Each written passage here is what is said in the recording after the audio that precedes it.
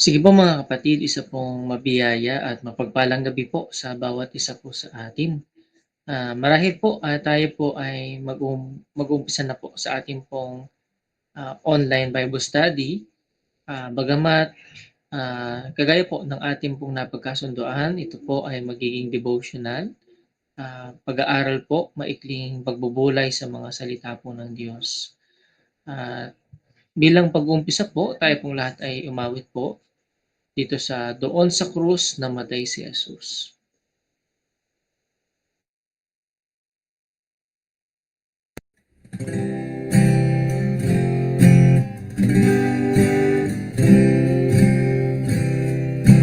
Doon sa krus namatay siya, doon tinangisan ang sala, doon dugo sa puso'y nakadya.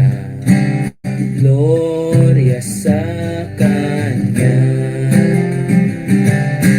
Gloria sa Kanya, Gloria sa Kanya. Doon dugo sa puso'y nakadya. Gloria sa Kanya. Ako ay naligtas na puspos. Si Jesus ay nasa aking lubos. Ako'y kinupkop doon sa krus. Gloria sa Kanya. Gloria sa Kanya. Gloria sa Kanya. Doon dugo sa puso'y naadya. Gloria sa Kanya. O bukal na nakalilinis, ako ay galak sa paglapit. Naligtas ako, anong tamis. Gloria sa Kanya. Gloria sa Kanya. Gloria sa Kanya. Doon dugo sa puso'y nakadya. Gloria sa Kanya. Magsilapit kayo sa bukal upang kayo ay maging banal at nang kayo ay maging sakdal. Gloria sa Kanya. Gloria sa Kanya. Gloria sa Kanya. Doon dugo sa puso'y naadya. Gloria sa Kanya.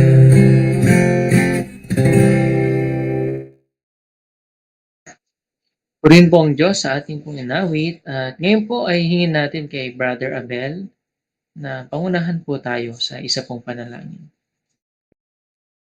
Sige po, tayo po ay manalangin. Amang banal, dakila at makapangyarihan po sa lahat, muli po kami po ay nagpupuri at nagpapasalamat sa mabiyayang gabi na ibinigay po sa bawat isa po sa amin. Ang panalangin po namin nawa ay ingatan at pangunahan din po ang aming pong mga puso't isipan sa magiging paksa, pag-aaral sa iyong mga salita. Nawa ay wala rin pong maging hadlang lalo tigit sa aming pong internet connection. Nawa ay malaya rin po naming mapakinggan ang iyong pong mga salita sa gabi pong ito. Patuloy din po na dalangin din po namin na pangunahan din po ang iyong anak na gagamitin na maghahayag ng iyong mga salita sa gabi pong ito. Nawa ay ang mga salita mo na mahayag, tunay nga na magiging pagpapala at magiging kagalakan po sa bawat isa po sa amin. Patuloy din pong dalangin namin ang mga kapatid po namin na nagpunta ng Valenzuela, kina Brother Wilson, Brother John, Sister Kay, kay Nanay Lota, nawa ay ingatan po. Paano ang iningatan mo patungo sa lugar pong iyon ay ganoon din po sa pagbalik po nila dito sa aming lugar. At nawa dalangin po namin ang aming pong pagsasama-sama sa pag-aaral ng iyong mga salita. Gabayan at pangunahan din po ang bawat isa po sa amin. Binabalik namin ang mataas na papuri, pasalamat sa dakilang pangalan lang po namin Panginoong Yesus. Amen. Maraming salamat po, Brother Abel, sa panalangin. At sige po, minsan pa po tayong umawit po. Awitin po natin ang matamis na kapayapaan.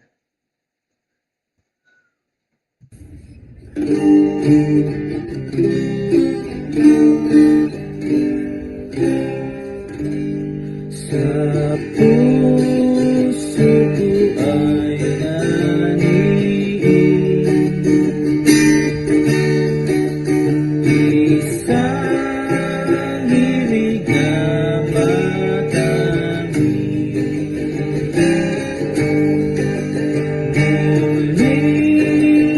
Muli kong inawit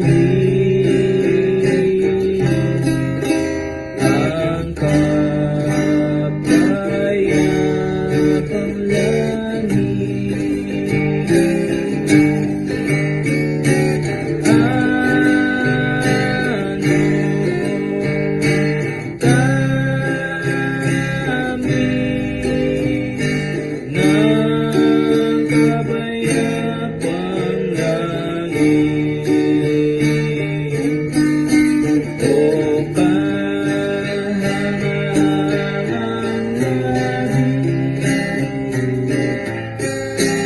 ang sa Diyos na pag-ibig sa krus kay Jesus kinamtan ang aking kapayapaan.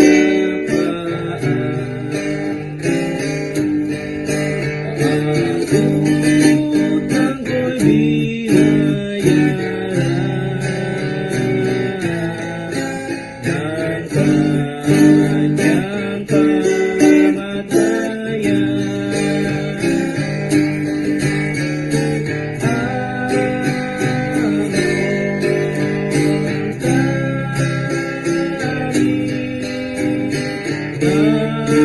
kapayapang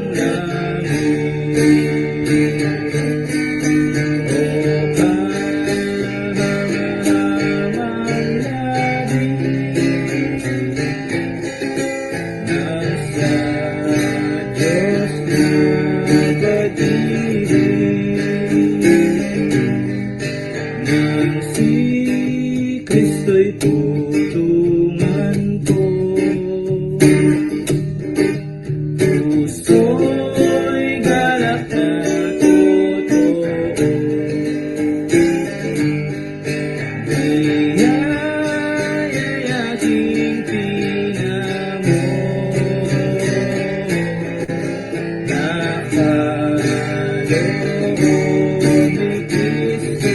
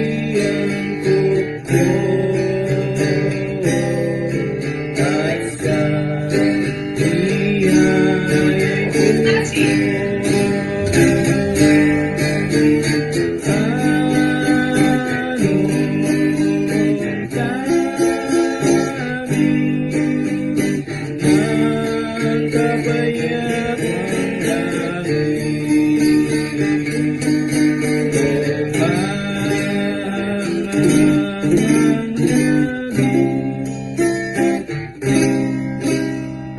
sa Diyos na pag-ibig.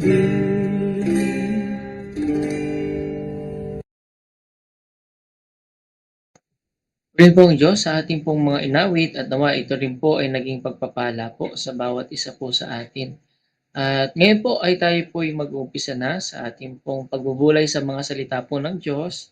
At ibigay ko na po sa para po sa isa pong short devotion, ibigay ko na po kay Brother Norman po.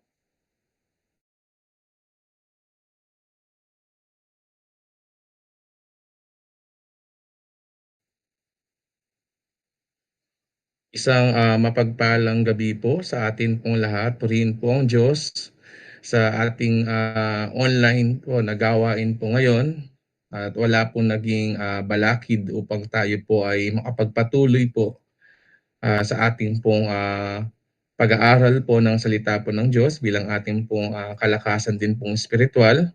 At ganun din po ang biyaya din po na meron po tayong online po na sa ating po mga internet connection, sa ating access sa internet ay nakakapagpatuloy po tayo.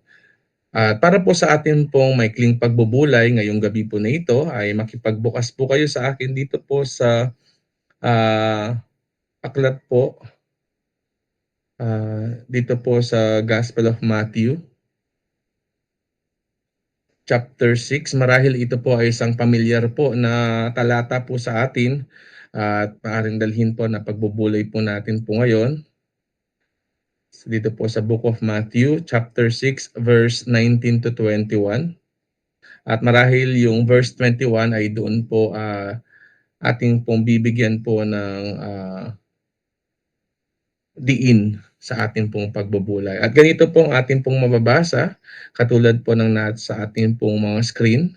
Sabi po dito, huwag kayong magtipon ng mga kayamanan sa lupa, na dito'y sumisira ang tanga at ang kalawang, at dito'y naghuhukay at nagsisipagnakaw ang mga magnanakaw. Kundi magtipon kayo ng mga kayamanan sa langit, na dooy hindi masisira kahit ang tanga, kahit ang kalawang, at dooy hindi nanguhukay at hindi nagsisipagnakaw ang mga magnanakaw. Sapagkat kung saan naroon ang iyong kayamanan, doon naman doroon ang iyong puso. Bago tayo po magpatuloy po sa ating pong pagbubulay, ay tayo pong muli ay manalangin. Ama naming Diyos na banal, dakila at makapangyarihan po sa lahat, muli ka po naming pinupuri o Diyos at pinasasalamatan po sa napakabiyaya po na sandali na inyo pong pinagkaloob po sa amin, na malaya po namin na mapag-aralan po ang inyo pong mga salita. At patuloy po naming dalangin na patnubayan niyo po ang aming pong mga puso at kaisipan, puspusin po ng inyong banal na Espiritu, pangunahan po sa inyo pong gawain po sa oras po na ito. Sa inyo po namin po lubos na pinagkakatiwala ang buong oras po na ito, at ang lahat pong ito ay amin pong isinasamo at idinadalangin sa tanging pangalan lamang po ng pong bugtong na anak na si Kristo Jesus. Amen. Dito po sa atin pong maikling pagbubulay, marahil ay akin din pong bibigyang diin ang sa verse 21 po, ang sinabi ng ating pong Panginoong Hesus.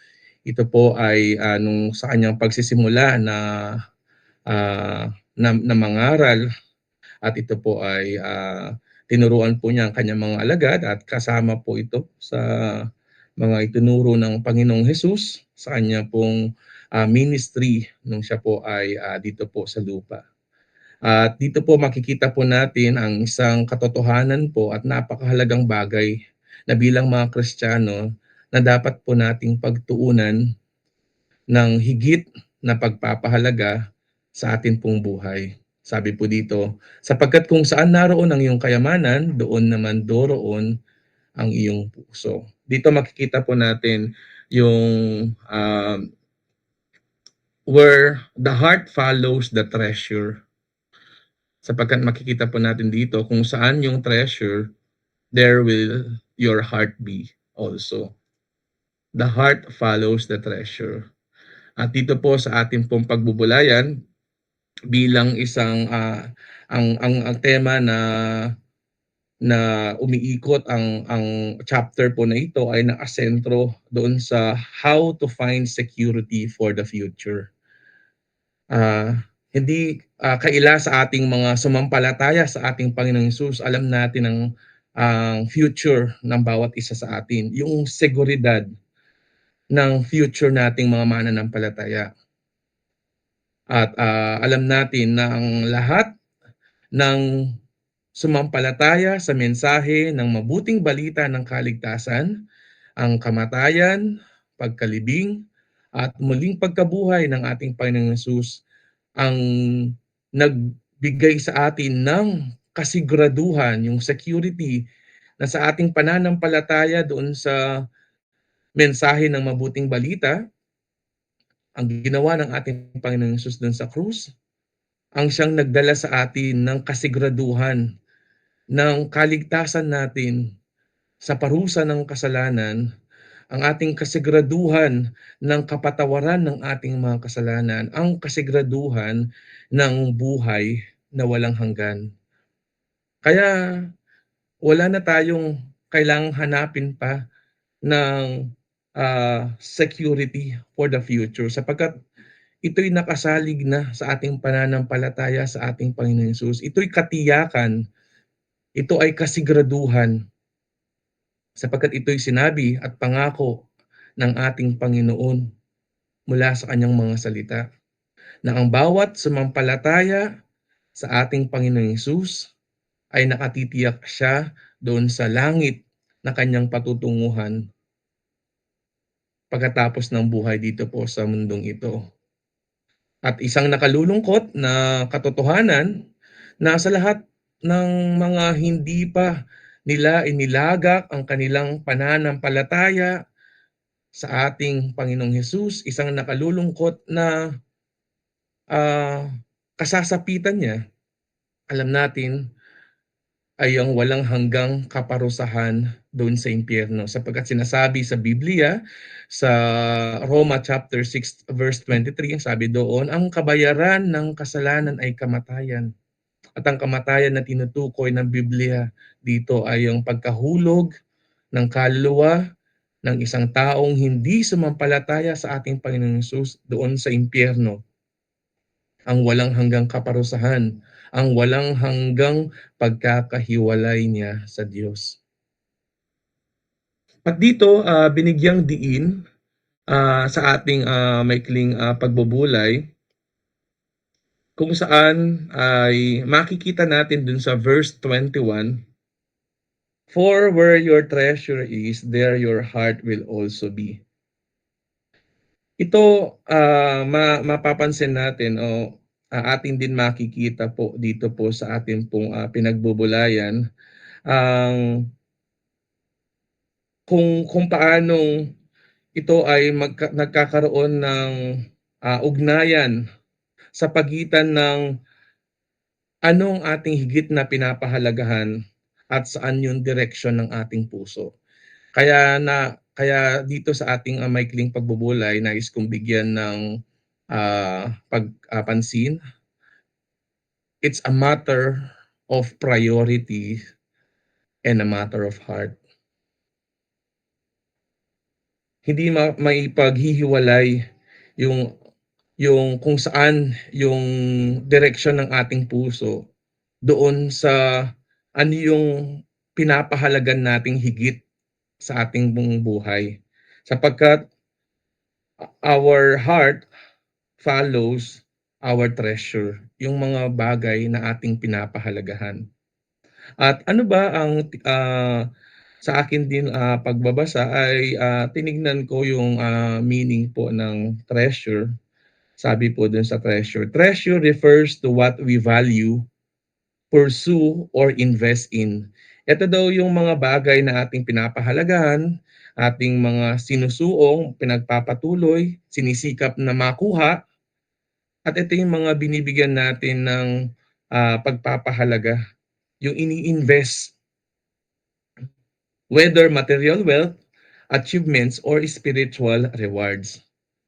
Yun daw po ang ibig sabihin ng treasure. At dito makikita natin kung paano ang ating Panginoong Hesus mismo ay nagbigay siya ng babala tungkol sa pag-iimpok ng mga bagay na mga earthly treasures.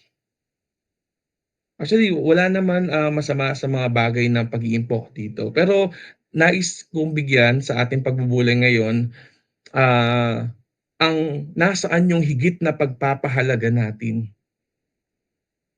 Sapagkat dito makikita natin sa ating binasa sa Mateo chapter 16 verse 19 to 20, makikita natin dito kung paano ang mga earthly treasures na ito na sinasabi ng ating Panginoong Hesus, these are temporary. At ito yung mga hindi, kumbaga sa makikita natin dito, hindi safe. Paano po natin nasabi po yun? Dito po sa verse 19 sabi, where moth and rust that corrupt, and where thieves break through and steal. So, makikita natin yung mga earthly treasures, yung mga bagay na ating pinapahalaga dito sa mundong ito ay mga temporary lamang at hindi mga ligtas, no? Kung ating bibigyan dito sa English ay vulnerable. So maaring ito ay manakaw ng mga magnanakaw, masira ng mga moth, ng kalawang. At anong nais ng Panginoon na bigyan natin o pagtuunan natin ng pansin? At ito ay contradict dun sa payo ng sanlibutan, no? Human advice, contradict na marahil ay naririnig natin sa iba, provide for financially secure future. Pero nais ng Panginoon, sabi dito, lay not up for yourself treasures upon earth. Tapos kung sa titingnan po natin dito sa verse 20, but lay up for yourselves treasures in heaven. At kabaligtaran, kung anong nasabi ng ating Panginoong Hesus dito sa verse 19 na nangyayari sa mga earthly treasures, ito naman ay kabaligtaran na mga nangyayari naman sa mga treasures in heaven. Dito nais bigyang pansin ng ating Panginoong Hesus na there is no security in material things. Sabi nga dito sa ating binabasa ay ito ay maaring masira, maaring mangalawang, maaring manakaw, hindi safe. Kaya dito makikita din natin sa Lucas sapagkat itong sa Matthew chapter 6 verse 19 to 21 ay makikita natin yung similar din na tinuro ng Panginoon. Sa Lucas chapter 12 verse 33, kaya instead na tayo ay magsikap na ang ating atensyon, buong atensyon ay dito sa mga material possession, ay nais na Panginoon na ang meron tayo ay ibigay natin sa gawain ng Panginoon. Kasi ito ay isang paraan ng investment sa heaven and for eternity. Dito makikita natin kung ating pagpapatuloy. Sabi dito po, ipagbili ninyo ang inyong mga tinatangkilik at kayo'y mga glimos, magsigawa kayo sa ganang inyo ng mga supot na hindi nangaluluma, isang kayamanan sa langit na hindi nagkukulang, na dooy hindi lumalapit ang magnanakaw o naninira man ang tanga. Verse 34, sapagkat kung saan naroroon ang inyong kayamanan, ay doroon naman ang inyong puso. Napakahalaga din na isang pagbubulay na anumang bagay na meron tayo ay ating ilaan sa mga bagay na mga espiritual, sa mga eternal, sa mga heavenly, particular sa mga gawain ng Panginoon. Kaya ganun din ang ginawa ni Pedro nung kanyang ipagamit din ang kanyang bangka kung saan ay nangaral ang Panginoon. Dito makikita natin, hindi ko po sinasabi dito na hindi tayo magsikap dun sa bagay po na ngayon, sa mga earthly mga possessions. Pero kung higit na binibigyan natin ng pagpapahalaga o kaya naman ang mga meron po tayo ay mas higit na nagagamit dun sa mga secular at hindi natin naipagagamit sa mga spiritual, dun tayo po, nagkakaroon po ng pagbubulay kung saan ba talaga yung puso natin. Kasi kung ang puso natin ay nakatuon dun sa mga heavenly things, mga spiritual things, hindi mabigat para sa atin na ipagkaloob natin yung mga bagay na meron tayo, hindi lamang mga pag-aari, kundi ganun din yung oras din natin, ganun din po yung ating pong lakas. Kaya dito po sa ating pong maikling pagbubulay, isang, ah, pagninilay po sa bawat isa po sa atin, isang, assessment din po sa atin, sa ating pong mga bagay po na natatalakay po na ating pong mga napagbubulayan po dito. Ito po ay napapag-usapan natin, it's a matter of priority, matter of heart. Kaya dito po sa akin pong naging, central na tema ay "The heart follows the treasure." Kung ang ating treasure ay nandito sa sanlibutan, naka-focus dito sa mga bagay po dito, doon susunod ang ating puso.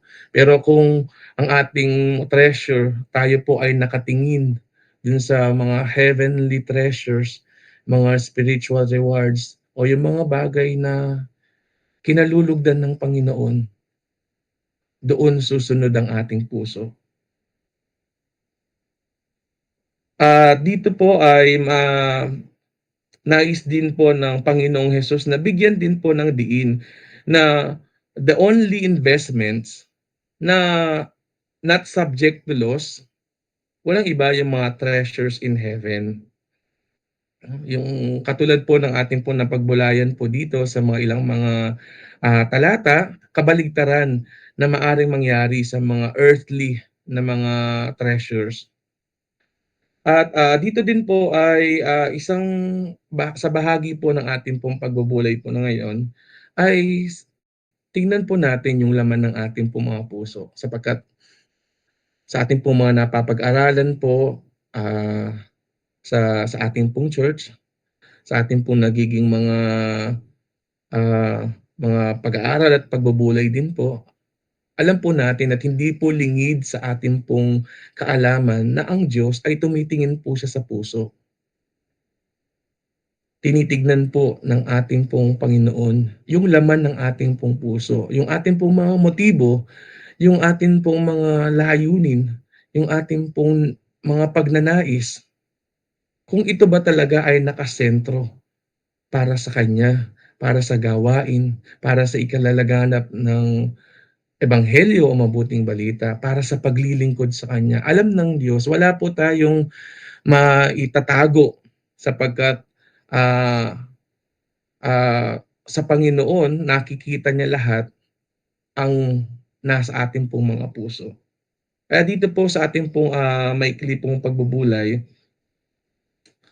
maaaring, atin din pong itanong sa ating pong mga sarili, saan nagiging tapat po ang ating pong puso? Saan po nababaling po ang ating pong puso? Saan po naka-direct po ang ating pong mga puso?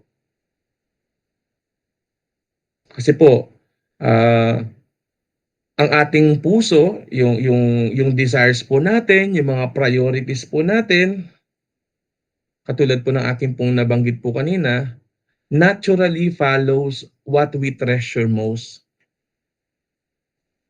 Kaya sumusunod po ang ating puso dun sa mga yun sa treasure po natin, yung mga pinapahalagahan po natin. If our treasure po is earthly, kung ang ating pong kayamanan, ang tinutuon po natin dun po sa kayamanan, yung ating pong puso ay maitatali po dun sa mga bagay na mga temporary. Alam po natin, heaven and earth shall pass away. Mga bagay dito po sa sanlibutan po tayo maglalaho. Pero ang salita po ng Diyos, ang paglilingkod po sa Diyos, ay hindi mawawala po ng kabuluhan. Kaya kung ang ating pong kayamanan ay nakatuon po sa mga earthly, mga kayamanan dito po sa mundo pong ito, yung ating pong puso ay matatali po sa mga bagay na temporary.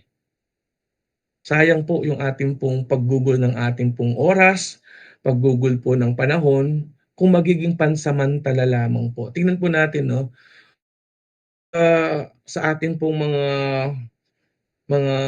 mga plano o mga desisyon, kung ito po ay mga pansamantala lang, parang napakahirap na bigyan ng mga napakaraming panahon ito na higit. Kung ito ay mauwi lang sa end, mga pansamantala lang. Pero kung tayo po ay nakatuon sa mga heavenly treasure, yung ating pong puso ay made-devote po natin sa Panginoon at yun ay eternal hanggang makasama po natin ang ating pong Panginoon. Kaya dito ay mayroon pong dalawang klase po ng treasure sa mga kayamanan sa lupa, kayamanan sa langit. Kailangan po natin mamili. Hindi po natin pwedeng pagsilbihan yung dalawa. Sabi nga po dun sa Matthew chapter 6 verse 24, no one can serve two masters. You cannot serve both God and do dito naka-ano po yung money, pero maaari din natin pong ilarawan dun sa mga earthly possessions. At mga kapatid, bilang application po sa atin pong, dahil ito po ay isang maikling pagbubulay po, bilang application po sa atin pong napapag-aralan, napakahalaga po na siyasatin po natin ang ating pong mga priorities, ang ating pong mga prioridad po sa buhay. Ibigyan po natin po ng pansin kung saan po napupunta yung ating, yung ano po dito, priorities po dito, it includes po yung time. Po, saan po napupunta po yung oras po natin? Saan po napupunta yung mga resources po natin? Unahin ko po yung sa oras. Baka mas marami ang ating pong naibibigay sa mga bagay na secular or sa iba, kumpara po dun sa mga bagay po na spiritual, katulad po ng pagbabasa. Minsan ako rin po naging pagbubulay ko na rin po yan doon sa verse po na, love the Lord with all your heart, with all your mind, with all your soul, with all your strength. Ako po minsan, humingi po ako ng tawad sa Panginoon kapagka napupunta po ako dun sa, nagi-guilty po dun sa with all your mind. Minsan, mas maraming mga bagay na pagpaplano po sa aking pag-iisip. Mas pinaplano yung mga bagay sa mga secular, sa mga bagay na higit dun sa mga bagay na spiritual. Love the Lord with all your strength. Minsan isang nakakalungkot po ito, practical po. Na ibibigay na lamang po yung pinaka mahinang kalagayan po natin. Halimbawa, pagka minsan may mga pagkakataon po na minsan naibibigay na lamang po yung mga iilang sandali ng ating pong 24 hours sa Panginoon. Kung saan ay napakarami po ng 24 hours po na yon. Isang nakalulungkot po minsan, ilang oras na lang po ang ating pong naibibigay, ilang minuto. Tapos po dun sa mga minuto pa po na yon or oras pa po na yon, ay yun po yung mga oras na parang andun naman po yung guilt po dun sa with all your strength, yung energy po natin ay hindi na po natin nailalaan po sa mga spiritual.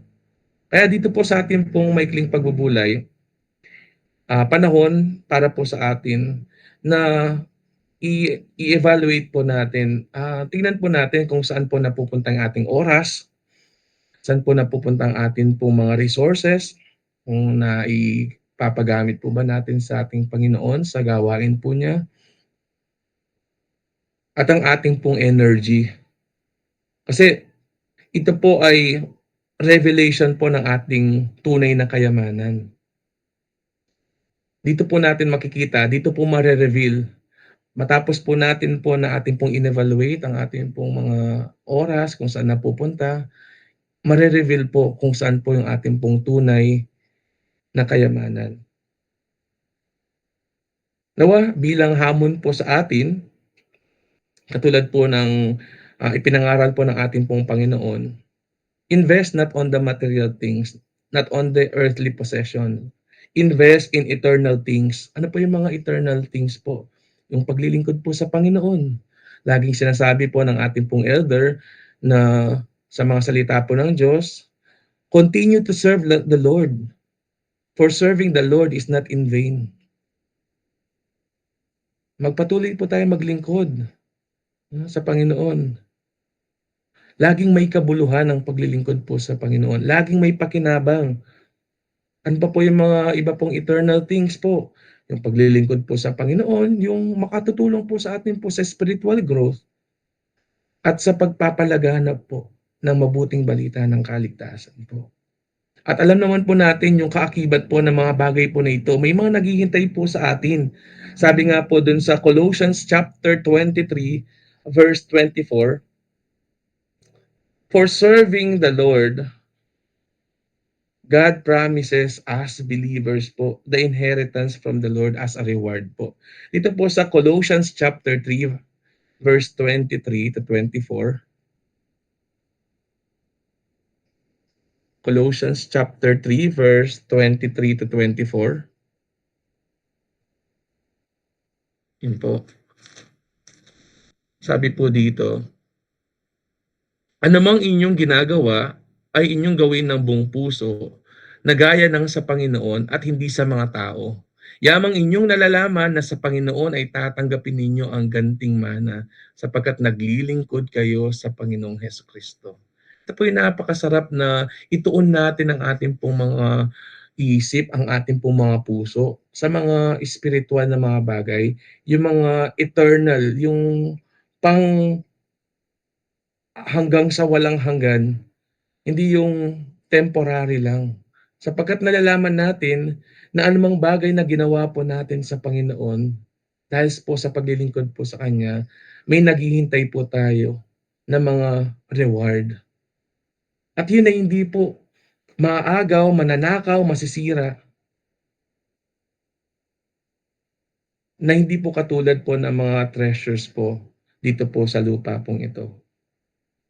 At napakahalaga din po sa ating po naging pagbubulay bilang ating pong pagtatapos po na sabi nga po dito po sa ating pong verse, Matthew chapter 6 verse 21. Ulitin ko lamang po bilang pong ating pong pagtatapos. For where your treasure is, there your heart will also. Ay mga kapatid po, nasaan pong ating pong mga puso? Nawa ito po ay maring magbigay po sa atin po ng encouragement po sa atin upang lalo pong tumingin sa ating pong Panginoon. Bigyan pong pagpapahalaga ang ginawa po ng ating pong Panginoong Hesus. At kung tayo ay makabahagi po doon sa ginawa po ng ating pong Panginoong Hesus, tayo po ay makabahagi po sa pag-share ng gospel upang nang sa gayon ay marami pa pong mga kaluluwa ang makasumpong ng kanilang kaligtasan at buhay na walang hanggan. Nawa po sa atin po na naging maikling pagbubulay, tunay nga po na ito po ay nagdala po sa atin po ng encouragement po na lagi pong tumingin po sa ating pong Panginoong Hesus. Mag-impok po tayo sa mga bagay po, mga kayamanan po sa langit, mga bagay po ng espiritual. Gayong nalalaman po natin ang naibubunga po nito sa atin. May naghihintay po sa ating mga ng reward at ganun din po.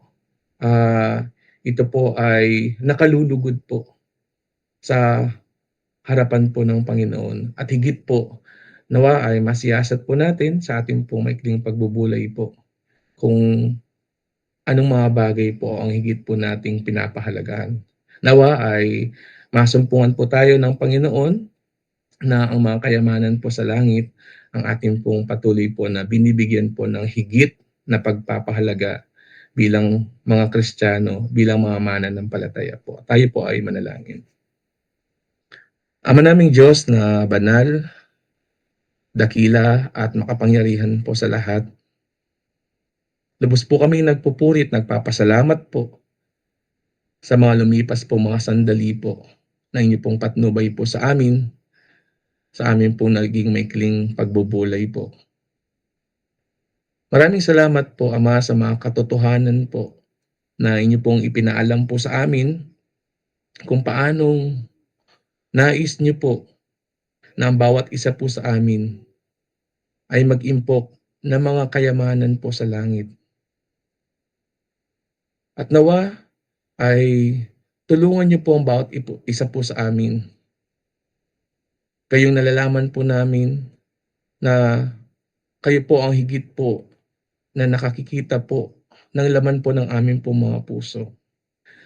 Ama, patawarin niyo po kami kung sa mga lumipas pong mga araw, mga panahon po ng aming pong buhay, mas binigyan po naming pagpapahalaga ang mga bagay po, mga kayamanan po dito po sa sanlibutan pong ito. Tulungan niyo po kami na mula sa amin po mga oras, mula sa amin po mga resources, mula sa kalakasan pong patuloy niyo pong pinagkakaloob po sa araw-araw po ng aming pong buhay, ay nawa ay magamit po naming higit po sa mga espiritual pong mga bagay na alam po namin ay higit po kayong nalulugod po sa mga bagay po na ito. Tulungan niyo po ang aming pong mga puso na maisentro sa mga kayamanan po sa langit. Maraming salamat po, Ama, at ang lahat pong ito ay amin pong sinasamo at idinadalangin sa tanging pangalan lamang po ng ipong bugtong na anak na si Kristo Jesus. Amen.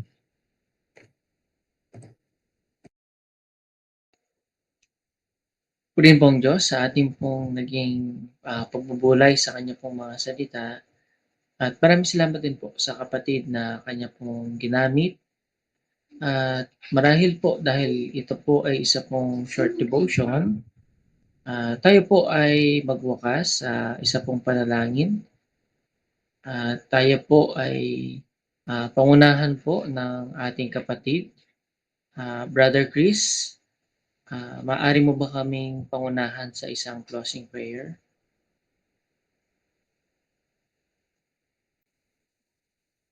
Sige po, tayo pong lahat ay manalangin.